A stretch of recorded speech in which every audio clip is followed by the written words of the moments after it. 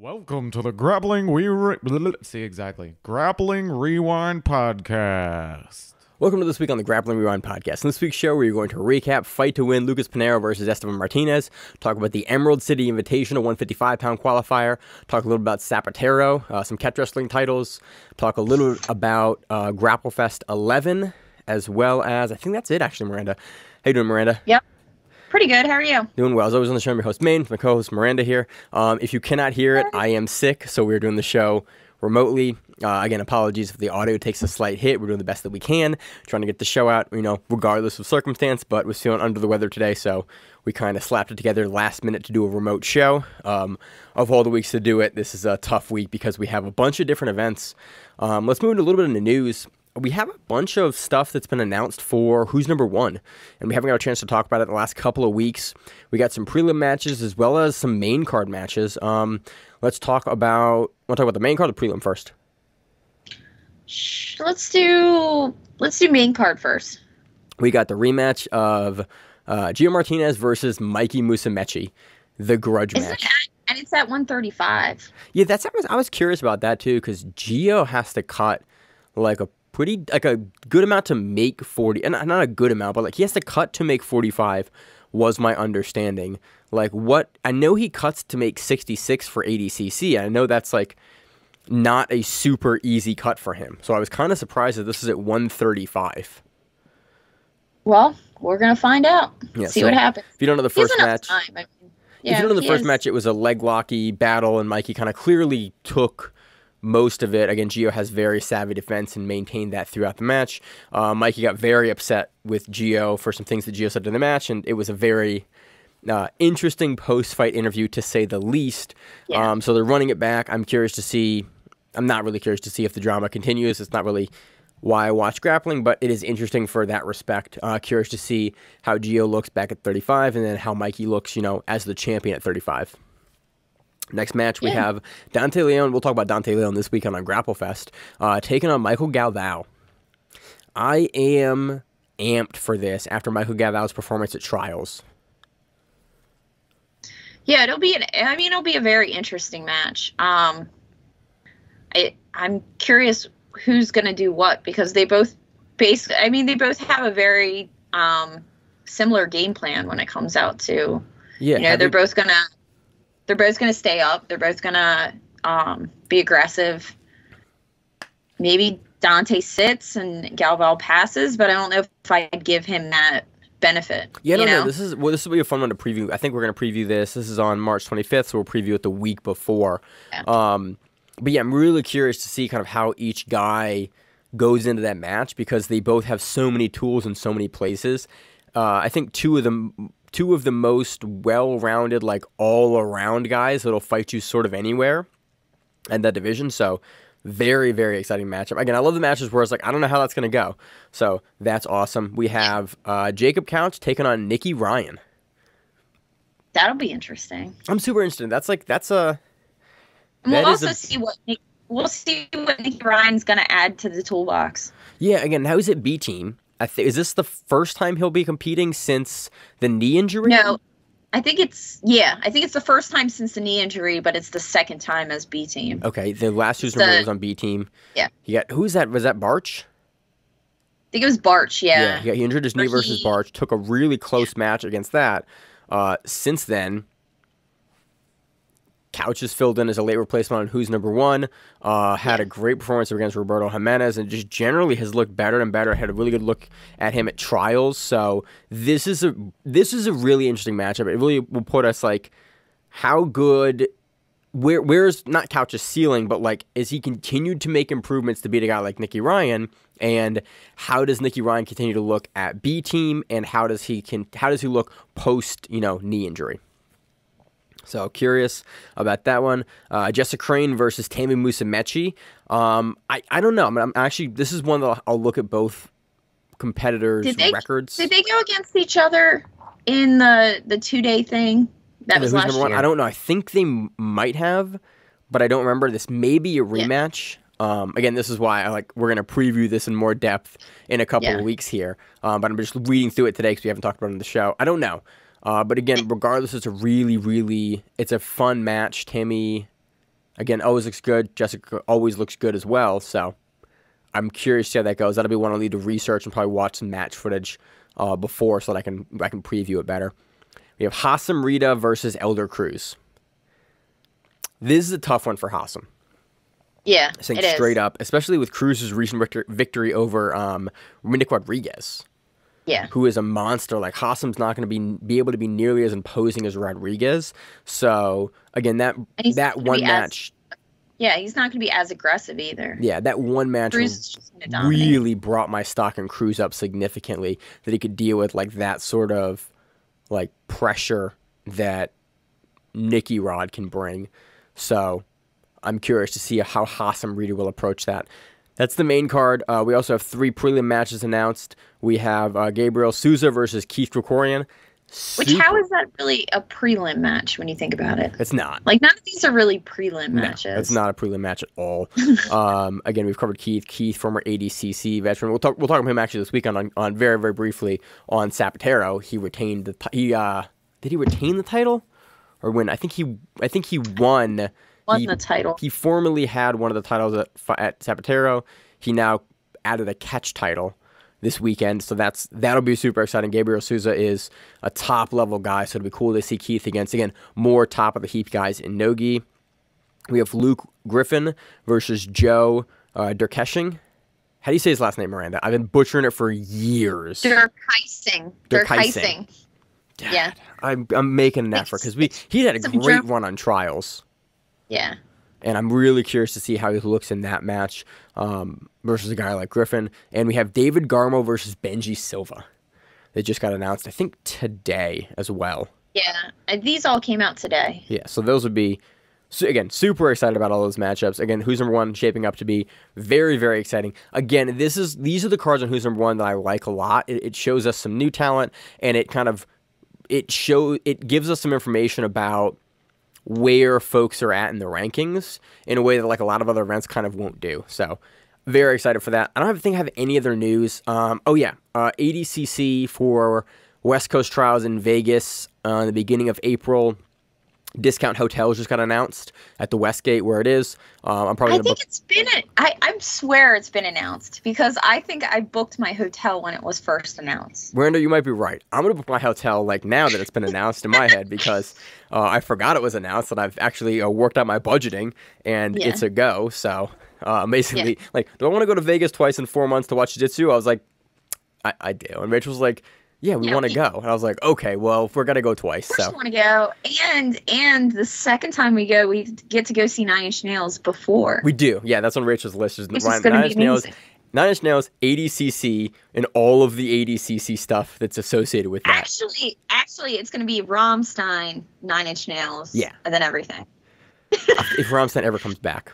But yeah, true. I didn't think about that. I don't think I have any other news. Am I missing anything that you know of? Did I miss any other big news this week?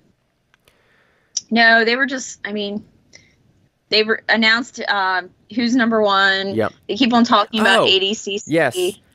Next week on the show, we're going to interview Carlos Diaz. Oh, yeah. I meant to bring that up. He is one of the head referees for AECC. He was part of Miranda and I's rules seminar when we did the rules seminar in New Jersey as part of East Coast Trials. He also works with AJP. AJP is having an upcoming event in the United States, in Orlando, I think on April 16th, but I have to check on that date. So he's going to be here to talk about both AJP, which, if you've heard me talk about on the show, they run Grand Slams, they run a bunch of great events. Get a chance to talk to him about that with a great rule set that we really like in the gi, and then talk a little bit about ADCC as well. So if you have questions for Carlos Diaz about either of those organizations or events, let me know. Shoot us a DM on the Grappling Rewind. If you're not following Grappling Rewind on Instagram and on Facebook, do that. That's the best way to get a hold of us and to see stuff from the show when we post on social media. And also share the podcast with your friends if you think that would be a cool interview that they would be interested in listening to, because I'm super excited to interview Carlos, because we talked a bunch at ADCC Trials and during the rules meeting, and he had just a wealth of information that he was able to share with Miranda and I. So looking forward to that. Have not done an interview on the show in a while now. So again, very excited to do that. Any other news now, Miranda? No. I think that's it. So let's move into our recap of Fight to Win, talking about the main event, Lucas Pinheiro taking on Estevan Martinez. So let's start this off with Estevan Martinez's weekend. Or not even weekend, day. If you don't know, Esteban Martinez is a gangster. And Estevan Martinez competed in Miami for the IBJJF Miami Open that morning. He also said that he had to cut weight that morning before the tournament. Yeah, so he was up he got to cut weight for the tournament. Yeah. And then he was one of the first matches of the tournament. Yeah, he was one of the first matches. Miranda and I saw the podium. He won his division at IBJJF Miami Open. And we were curious. I'm like, he didn't look like he did rooster weight. And I meant to look it up because the podium that he's on doesn't look like a rooster weight podium. Like, all those guys look, like, big. The second place guy is head height with Esteban. And I was just I was like, he cut weight to make that division? That's wild. So he competes in the morning. Estevan Martinez wins the Miami Open at black belt for his division. He then gets on a plane, flies to Albuquerque, New Mexico for Fight to Win to main event on Fight to Win versus Lucas Pinheiro.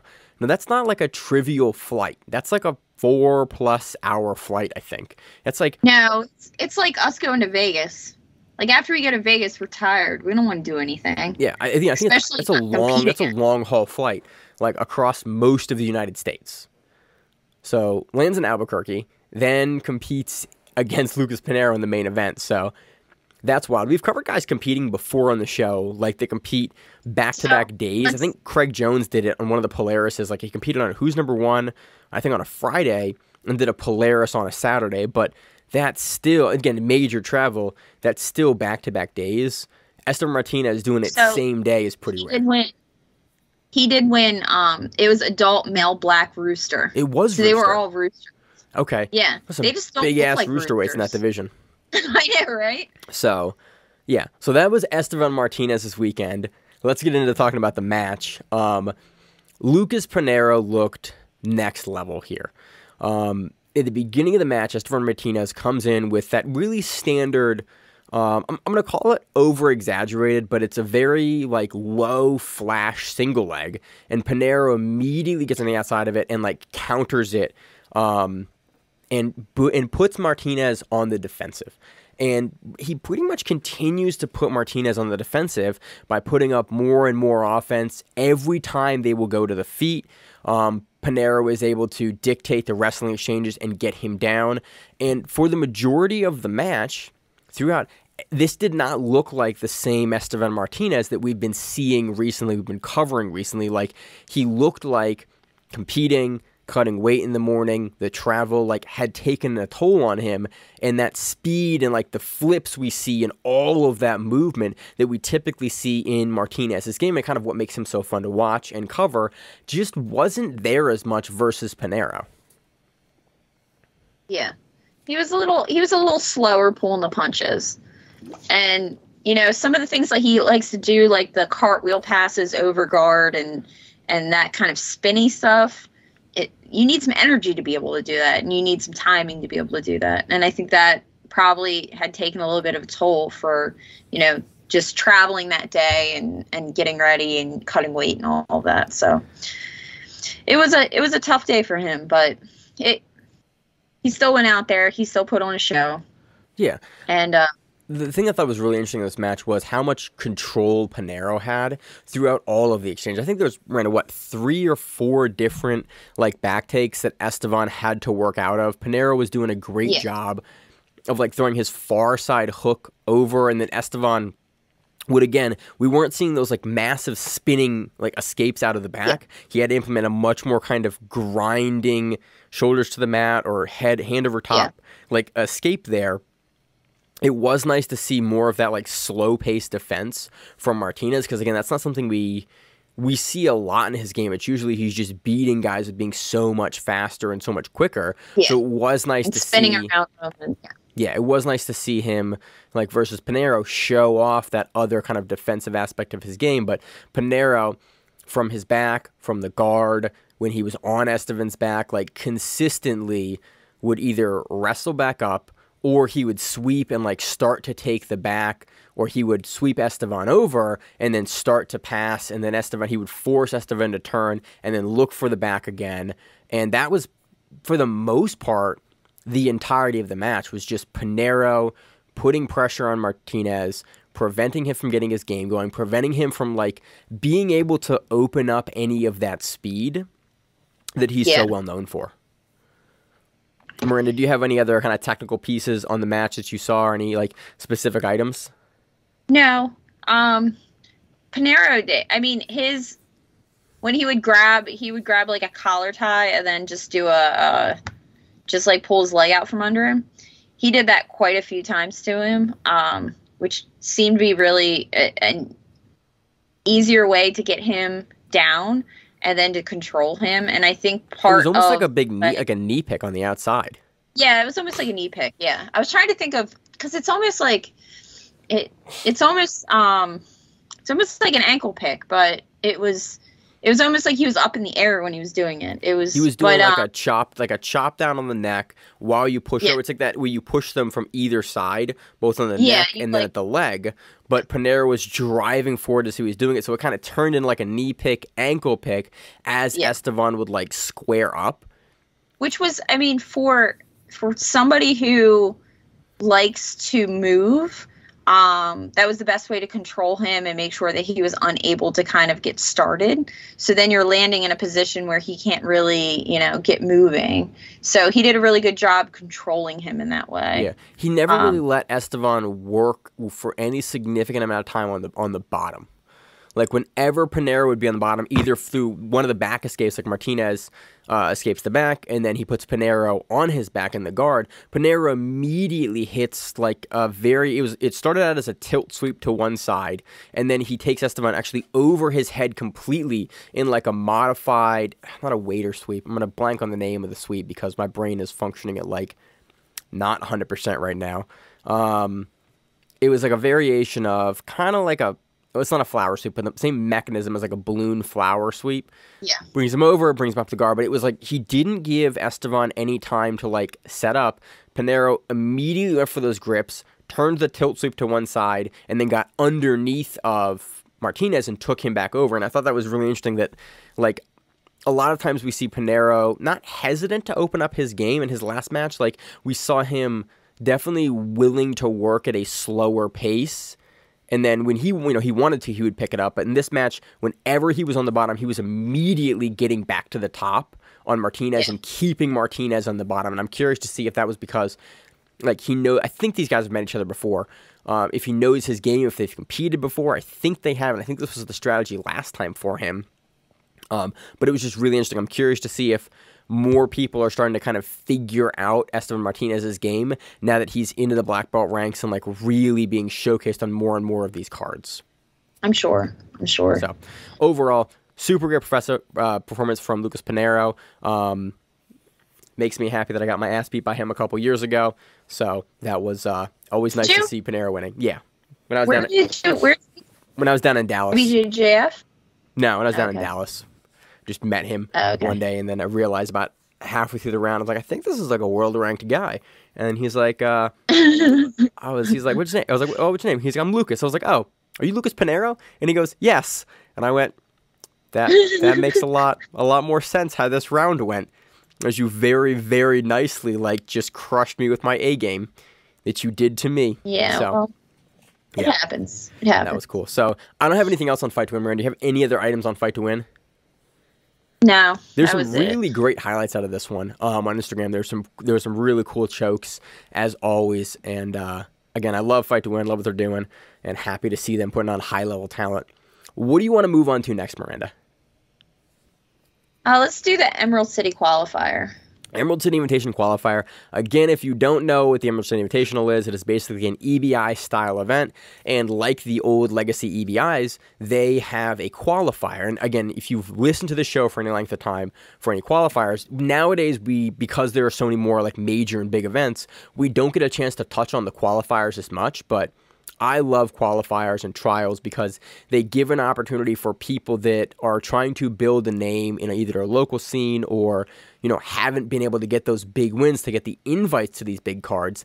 it gives them an opportunity to fight into and win a slot into a major event like this. And so, like, that's always a great thing for me. And guys like Junior Ocasio, the first thing that turned us on to him was he won the Kasai qualifier. Keith Gregorian won the 10th Planet qualifier for EBI. Like, these guys in these qualifiers showcase those talents that are coming up. And it's cool because Miranda and I are local to the Baltimore, Philly area.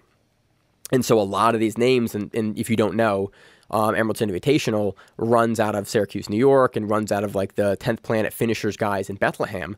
And so it showcases a lot of the local talent that we've seen on the scene for years and years and years. And so I really appreciate that these guys do this. I haven't, honestly, to be full disclosure, I haven't got a chance to go through all of the brackets. The event's about 4 hours, 10 minutes long on YouTube. You can find the whole thing there.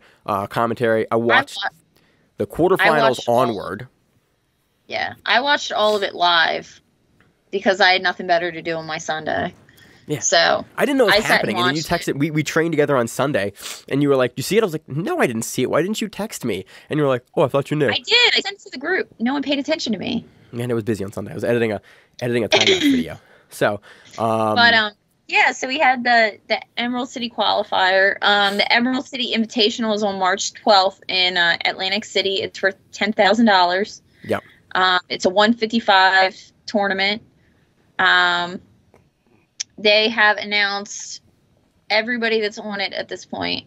So the tournament itself, that's going to be on March 12th, is going to be Keith Gregorian, Pedro Serrano, Gabriel Souza, Davian Anderson, Gianni Grippo, John Calistine, Josh Cisneros, and the qualifier winner, which was Kieran Kichuk of Team Lloyd Irving. And then somebody dropped out of it yesterday, and I don't know who this person was. I didn't see who it was, but Adam Bedulin. Okay. Benayun.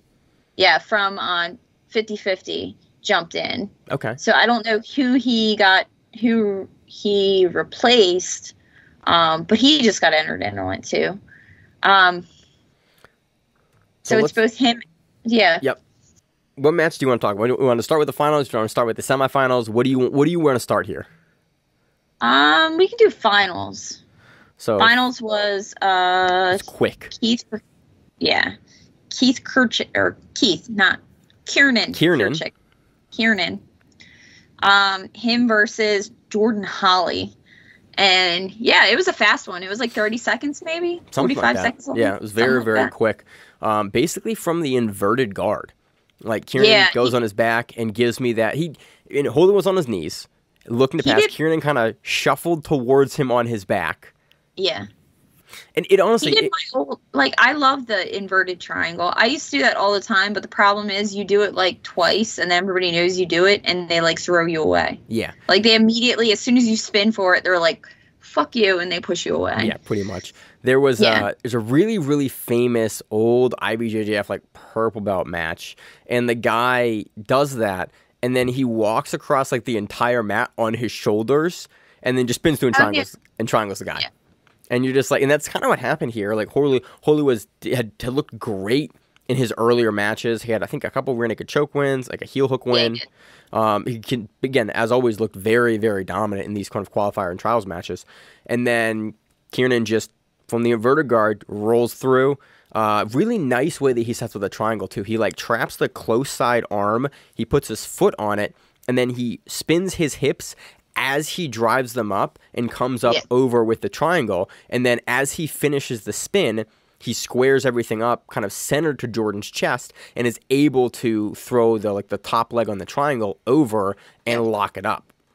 And then I think he actually finishes the armbar. And I think it really surprised Holly too, because if you watch the live feed, like after it was over, like you could see Holly go up to him and actually have him explain what he did. That was a really cool moment, because even the commentary was talking about it. They're like, oh yeah, that's like part of our 10th Planet warm-ups. It's like this number 4 like warm-up on our sheet, and you watched Holy like look at it and then like show, and then you saw Kieran show where their feet were, and then where he was positioning everything, and then you saw him roll through. And on the demonstration he did to Jordan, you were like, it was even smoother than in the competition. Because Jordan, when it happens to him in the finals, he immediately starts to like back out and get to his back. But Kieran just follows him up and is unable. He's always unable to get out fully. But you see when they were just like showing it how smooth Kieran was at this. He just throws it through, locks it in. And then in the actual match, I thought that this was an armbar finish. Is what I thought it was. I thought it was a triangle, but maybe it was. Because I mean, when you have that triangle, you have that. Yeah, I just with the way that it looked and that the speed that Jordan's super tough. We've interviewed him. I've talked to him. We've watched a lot of his matches over the years and talked about a lot of his matches on the show. I just at the speed that he tapped, I did not think it was the triangle. I thought it was the arm because he looks like Kieran kind of turns his hips up and goes for it. Again, I could be wrong because we had kind of a far camera angle away, and there was only the single camera angle, so we couldn't cut to anything. But it looked like the arm on the finish. But again, it could have been the arm, could have been the triangle. Again, just really, really impressive finish. And overall, there's a lot. This is an event I'm definitely going to go back and watch because there's a ton of local guys that we run into. It's funny, there's actually guys that we've done local commentary on, like DeAndre Corbray is a guy that won the last Copa Virginia event that Zach and I did commentary for, that Miranda and I are doing commentary for this weekend down in Virginia. Yeah. So it's cool to see a lot of like local talent. And he just went against Souza down at Toro. Yeah, Toro, and he went against Kieran at this event. Yeah. So, yeah, again, it's cool to have local talent showcased on these things from, again, a bunch of guys that I think most of the folks on this event are people that I have commentated on local shows in the past 4 years. So it's cool to see, and most of them were undercard guys at the time on these local shows. And it's a free event, which is always great. People are always asking, like, there are more free events. This is a really good free event that you can watch on YouTube, 4 hours of competition-level jiu-jitsu, featuring a myriad of, like, local talent through all the way to, like, national, international talent on some of these. Like, again, like Jordan, we see him all over the world competing on big stages and, main events, co-main events, so. He does a lot more combat jiu-jitsu kind of stuff when you think about it. Nowadays, but again, we started covering him on some of the third coasts. I think were some of the first events we covered him on. But yeah. And there was a match of Cameron Malott, who's an OC BJJ guy, versus Jordan Holly. And that was in like Cameron's the quarters. nose. Yeah. Cameron's nose is bleeding through the entire match. There's so much blood everywhere. And they just keep on stuffing his nose. And then over time, every single time they stuff his nose, Jordan just like freaking puts his hand straight across his face and opens it back up every single time. The next match, actually, we had... Oh, sorry, continue. No, you can go. We had Jordan Holy versus Fabian Ramirez, and Fabian and I've talked a lot. He runs 4-stringers. They implemented a rule, and you were more familiar with the rule than I was, Miranda. For this specific event, it was a mollywop rule. Do you know if they're going to implement that rule at Emerald City, or if this is just for the qualifier? Did they talk about that? Did you know? I do not know, but it is a finishers rule. So I know the finishers events use it. I'm not sure if it'll pass on to Emerald City or not. Because Emerald City, technically, the guy who owns Emerald City is OC BJJ. He's not finishers. Yeah, he's Sam Michael. So, Sam Michael runs. Yeah, but he also runs Emerald City BJJ in Syracuse. Yeah, but they normally run everything together. Like the finishers guys help him run like all these events. So and again, all those guys locally like help run, like J.M. Holland and Zach Maslany and Sam. Like if you run an event on the East Coast, a lot of times those guys are people that you're talking to and that are helping out. Again, the whole East Coast community, or most of the people in the East Coast community that run events, especially up like in the PA area, everyone sort of works together on stuff and helps out. And I think that Sam actually was the one that helped get the podium stands for ADCC trials. Like stuff like that. Like everyone works together on these events, and it's always cool to see people coming together. But for this particular event, they implemented a mollywop rule, and eventually, especially if you are dominated in the regulation of it, they basically, the black belt judges that are overseeing those matches decide that there is no overtime. And so it eliminates that rule where it's like a guy gets dominated in the regulation. You know, the guy that dominated just gets to move on. I think it's a good step in the right direction for this. I also like the other rule that they implemented that we saw in, maybe it was a semifinals or a quarterfinals match. If you are in a submission when time runs out, you still have to escape the submission before the match is over, and they go to overtime. I think that's a great rule. That's a great rule because it eliminates, you know, again, most times you're not in a submission for more than like 30 or 40 seconds is like a really long sub attempt. But how many times have you been in a match and you're in an armbar and you're like, fuck, I have 10 seconds left. All I have to do is deal with the next 10 seconds and I'm done. Yeah, Miranda, I'm on the other side of that where it's like, oh, the guy's I'm down by 10 points. I better win in the last like 15 seconds. Like I have 3 or 4 wins. I think really? I have 4 wins like that, where I am down multiple points and I win by armbar in the last like 15 or 10 seconds of a match. Hell, I did it like 3 weeks ago. I was down by 2 points. I was like, I better win, and then I got the guy's arm. Are you going to do the last Grappling Industries in a couple weeks? No, because I have other things going on in March. That's in like 2 weeks. You know, I don't have the time for that now. I'm registered. I'm registered. We'll see what happens. Fun. So that was Emerald City Invitational. I need to get to 35. Do you have anything else on Emerald City? No, there were some good performances. There's a Trent Stump, who's like an MMA fighter out of 10th Planet. Yep. He did really well.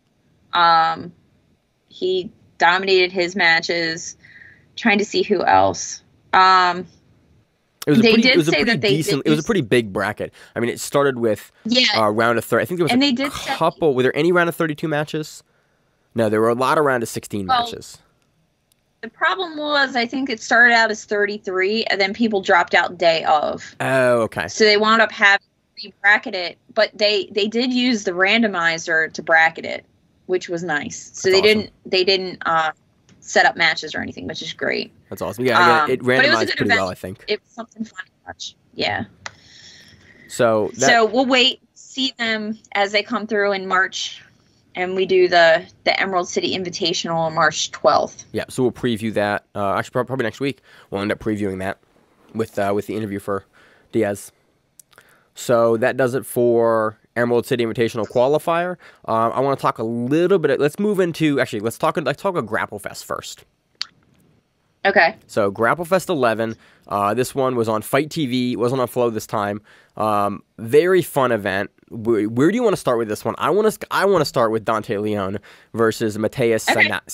Oh man, I almost had his name there for a second. It's the Polish Matthias. It's the Polish Matthias. We saw him most recently. I think most recently. Szynski versus Oliver Taza at one of the European trials. I think.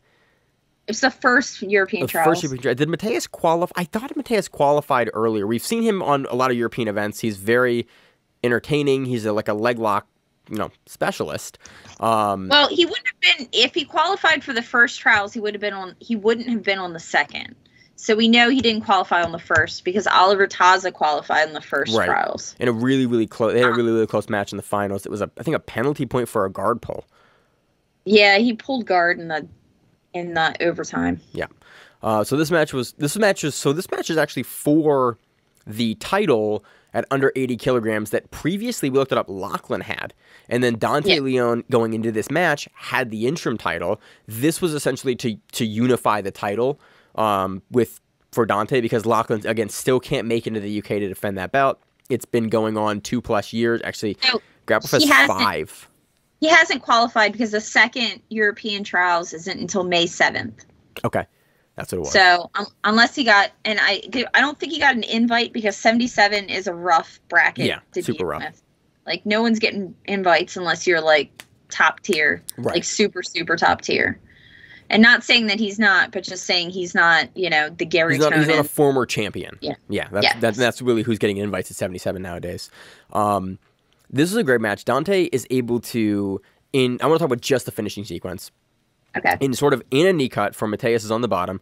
Dante knee cuts all the way over. He does the thing where he exposes Matthias's far side arm basically when there's a small triangle of arm, Dante passes. Yeah. Matthias starts to kind of pulls it up towards. He almost pulls it up towards his chest when he goes around. Yeah, and then Matthias tries to almost go to turtle to stop the pass, and then Dante on that turtle keeps the arm bar or keeps the arm, travels all the way from the front all the way to the back of Matthias, keeps the armbar, and then immediately, I wouldn't say he jumps it, he just gets in position, and he very quickly, like, falls down with it to the back. You know what it reminds me of, only because people do this to me all the time, and it drives me absolutely insane, is the Kimura trap. Yeah, I mean, it kind of functionally is a Kimura trap, but instead of keeping it for the Kimura... You're holding that arm to your body as you're getting to their back. Yeah. Drives me insane. I freaking hate Kimura traps. It's a great move, and Dante uses it. He falls down kind of like all the way to his back and arches really quickly and finishes it. And he is amped after winning this. He's just ecstatic. And I've seen Dante excited after matches. He looked like more excited than I've seen him in a while about finally being the champion of this. And even in his pose, I think it was like no more interim belt, and it was a picture of him with the belt looking just jazzed about it. Is that his first real big win as part of Daisy Fresh? Because I'm going to say he joined Daisy Fresh right before East Coast Trials. He was at East Coast Trials but didn't compete because he had an invite in. Yeah, because he was a fourth place in the division. Yeah, because I realized as I was waiting for breakfast one day that he was literally within 5 feet of me, but I didn't realize it was him. You're like, that's one of my most fun things at grappling events is like, that's that guy, that's that, and you're just like, and it's like, oh yeah, they're regular people that eat breakfast. You know, it's like early in the morning, and I'm like staring at him, but I can't figure out who it is. And yeah, he was totally like within a few feet of me, and I wasn't paying. I've interviewed Dante before. I interviewed him after his win at Kasai.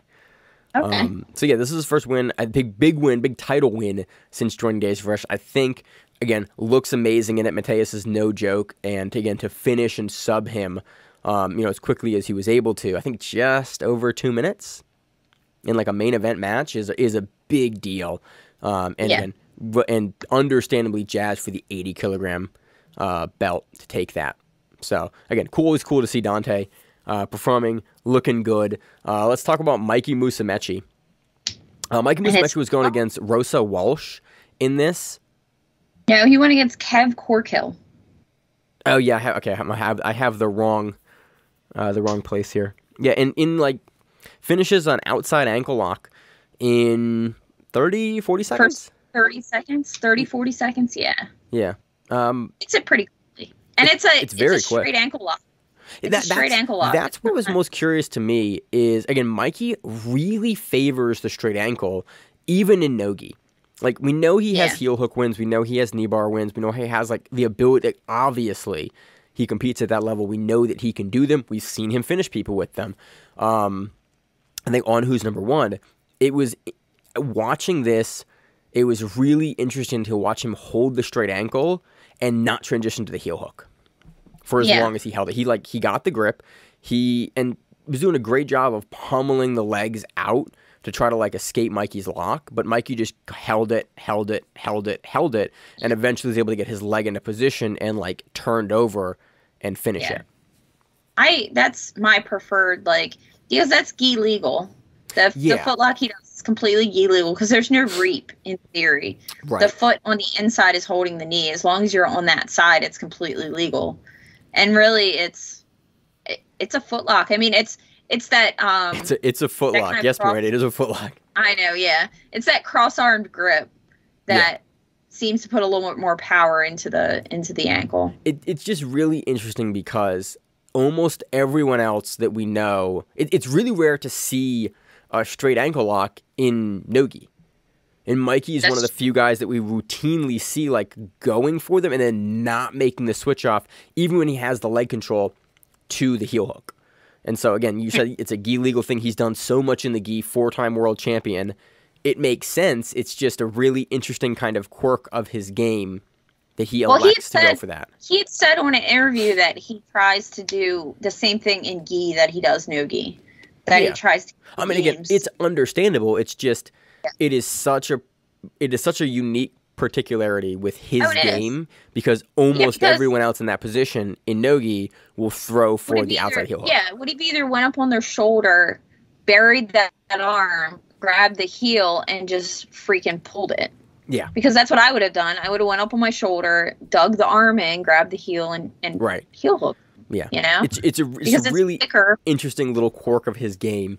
And I find it super neat that he's so good at that gi and no gi that he doesn't need to go for the heel hook all the time. Yeah. So really interesting. A couple other notable matches on it. We see Fionn Davies versus Kendall Rusing. Again, a really nice performance from both ladies. Kendall, again, obviously with the size advantage here. We've seen Fionn go against open weight before. She went against Tiny Porfirio a couple of GrappleFests ago. And again, she gets off more here, but Kendall is just able to just pressure, and really just puts her in darces and holds her into position. And Kendall's really unable towards the end of the match to get a lot going. And Kendall's just able to impose her pressure for most of the match. We also have John Hanson, who's, again, the East Coast Trials winner.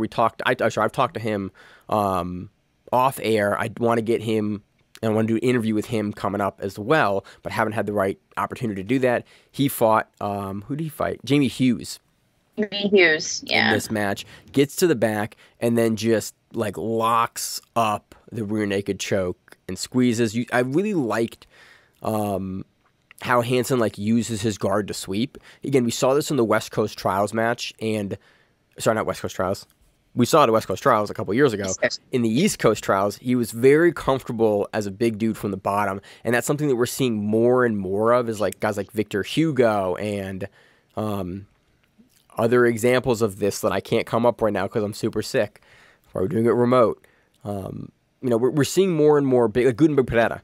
We're seeing more and more bigger guys be able to play open and dynamic guards, and John Hanson's no exception here. He's able to use it to sweep, to get to the top, to get to the mount, to get to the back from Hughes turning over, and then really, really good control throughout the rear naked choke. You see him very, very calm, pulling it across the neck, and then just he leverages the pressure that he has there for the squeeze to get a great finish. Any other notable matches that you want to talk about, Miranda? We had Cameron Couch won a decision, right? Yeah, and we have Mark Wynn getting his ankle dislocated pretty horribly. I saw that come up on Instagram. That was a really interesting, that's very gross ankle, but very gross ankle lock. It was a toe hold from 50-50. Yeah, we had a discussion on the Grappling Grind. Is this considered a Russian toe hold or not? And a Russian. I just found out about what a Russian toe hold was, and then it took me a while to figure out exactly what it was about. So was this a Russian toe hold that you thought, or no? I don't think it was. I don't think so. Okay. I don't think so, because a Russian toe hold, it's like a one-armed kind of toe hold. I don't know. I don't know enough about that. I just learned about that. I'm always interested in really sneaky shit that I can try to pull on some of the brown and black belts, because I need something. That's how you gotta do it. Because I can't always, I have to do something to them and beat them up sometimes. So, really, really good, great finish, and then a gross dislocation of the ankle. Again, I think I've seen this is actually not that uncommon of an injury in pro events. There was a time that IBJJF, I think I've seen 3 of them live at this point. It's not an uncommon injury. Really? In deep to hold. I saw one at Fight to Win, live Baltimore. I was Matt's side right there, and it happened. Oh, really? I saw one at Finishers. Yeah, it's honestly it's less for pro events, for big events. It's less uncommon than you would think. But again, always with GrappleFest. You have more? Yeah, the last one is one of my Owen Livesley. Is this little stocky, muscular dude that just chucks people around. Yeah, we saw him on Polaris. He has an amazing throw in this match. he freaking chucks this guy back in this match. It is freaking wonderful.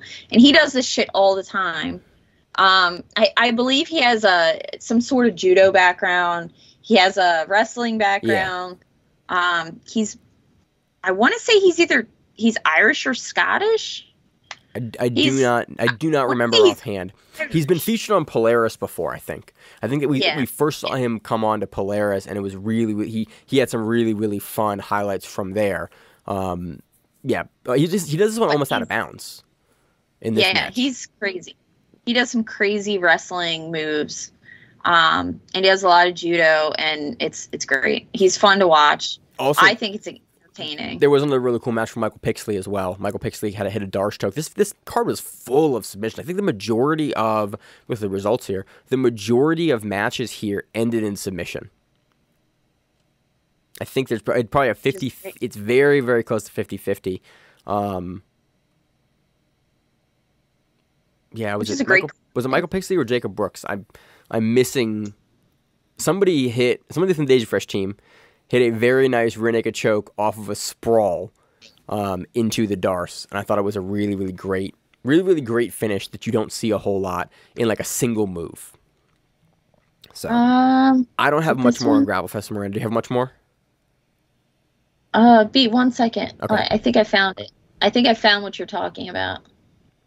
Yeah, was it Jacob Brooks? I think so. Daisy Fresh. Yeah, from Daisy Fresh. I think he was the one. He's the one that had that submission you're talking about. Yeah, my brain is full of mush this weekend, and I'm having a rough time keeping the names all straight. Dude. Yeah, he's the long-haired Daisy Fresh guy. Yeah, with the mullet. With the mullet, yeah. With the mullet, yeah. It was a really, really great finish off a shot, and then just basically one motion locks up the Darce from the sprawl in the shot. And it's not something you see very often. It was a really, really clean transition, and it's a technique that I'll definitely be looking into because I like clean transition single techniques like that where he made one movement with his arms and he was already in the Darce on the sprawl. Really, really nice to see, especially when we're seeing the Rotolos utilize that Darce so much in their game. It seems like something that definitely we're going to see creeping more into a commonality in these high-level matches. So, we can watch, if you want to watch GrappleFest, that is on Fight TV. Yeah, it's on Fight TV. I think it's a $20. I think I paid $20 for the pay-per-view. And it is pay-per-view. Yep, love seeing GrappleFest. They put on some really, really fun events in the UK. So take a look. Also this weekend, we're talking about just for a minute. There was Sapateiro Invitational. Was it 26, Miranda? What do you mean? What number Sapateiro was it? Do you know? I don't know. I'm not really sure, but I can look. I think it was. It's 27. It was 20. No, okay, I got close. 27. Yeah. No, it was 26. You were close.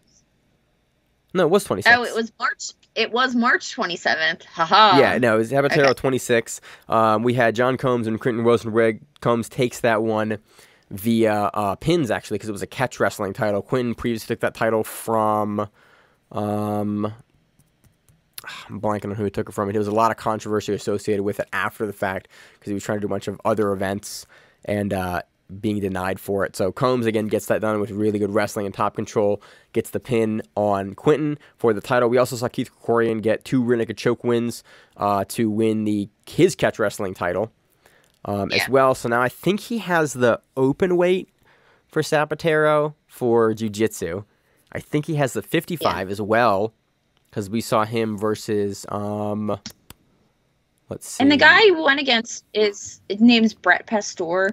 He's a New York, New Jersey guy. I ran into him at catch wrestling seminar a million years ago. And he's on the U.S. combat jiu-jitsu team, or not combat sambo team. And he actually did East Coast trials, and then after... And he did, he passed through, I think, day 1 of East Coast trials, made it to day 2, lost, and then took a plane to Kazakhstan and did the U.S. Combat Sambo in Kazakhstan and, won a couple matches out there. Wow. So he fights professionally. He fights MMA. He's on the U.S. Combat Sambo team. He was supposed to be going to Russia, which they're not going to Russia. And he, So he's not a slouch at at all. Yeah. And he's kind of fun to watch. He's a different kind of style to him because he's definitely a more like sambo catchy kind of guy rather than your pure jiu-jitsu or sport jiu-jitsu background. And I like that Sapateiro showcases like showcases some more wrestling guys, some more catch wrestling guys, because there are some interesting matches to be made outside of just straight up jiu-jitsu rule sets. And so Sapateiro is featuring more catch stuff. He did one of those weird, like, not weird, but it was like a Korean wrestling event that was in New York that I swear I want to do. One of those like sand where they bring the sand in and then they do like some Korean wrestling. What is that called? Josh is good. Weinstock's going to know exactly what that's called. Yeah, he's going to know what that's called. But he did one of those and posted about it. And I was like, oh, I need to do that because anybody can register for it. I so want to be those are always fun to watch. You register. Miranda, you go for it. I know. Run out. We'll all go. We'll go watch me like get my face, thrown into the freaking dirt by a bunch of people. But it'll be fun. It'll be a good time. So that's all I got. Do you have any other events or items that we need to cover? Because you're going to kind of leading the show this week as my brain is out to lunch. Back up real quick. On Sapateiro, Alex Enriquez was actually on that card too. Oh, really? And she actually won. Yeah. She won her match against, she defended her title against Nikki Jackson, which I'm not completely, I haven't seen Nikki recently, but that's another person that we've covered. We covered her for trials. We covered her for Fight to Win recently. Mm-hmm. So that was another interesting match that was on that card. That was also a pay-per-view card that I think was a link. You got that through Combat. I forget the name of the pay-per-view company. It was not Combat Daily, like Combat to You or something. It's a link through the Sapateiro Instagram page. You can find it through the website there. They have links for the upcoming pay-per-view as well.